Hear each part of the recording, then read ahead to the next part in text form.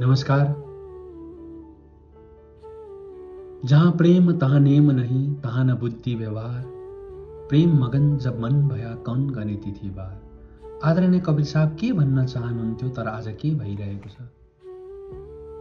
प्रेम कुनै व्यक्तिको भावनात्मक विषय होइन। प्रेम अहङ्कारको विगलनपछि उत्पन्न हुने उच्चतम अवस्था हो।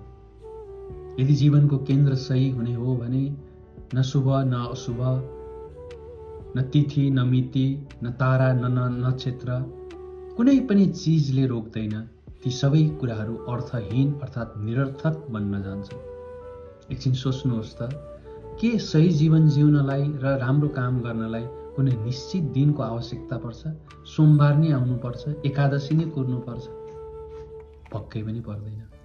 यदि हामी सही केन्द्रबाट सञ्चालित भयौँ भने प्रत्येक दिन नै महत्त्वपूर्ण हुन्छ।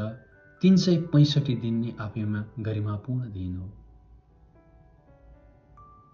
कर्मकाण्डको विस्तारसँगै कबीर साहबले समाजमा रहेको व्यथितिलाई यसरी नै बोलिराख्नुभयो। जबसम्म प्रेम रहँदैन, तिमीले 1000 व्रत गर, 1000 पूजा गर, 1000 अनुष्ठान गर्छ, त्यो तिम्रो क्षुद्र कामना पूर्तिको लालचदेखि बाहेक केही पनि हुँदैन। कबीर साहब भन्नुहुन्छ, बिन मागे मोती मिले, मागे मिलेन भीख। कति गहिरो छ आदरणीय महापुरुषहरूको वचनहरू।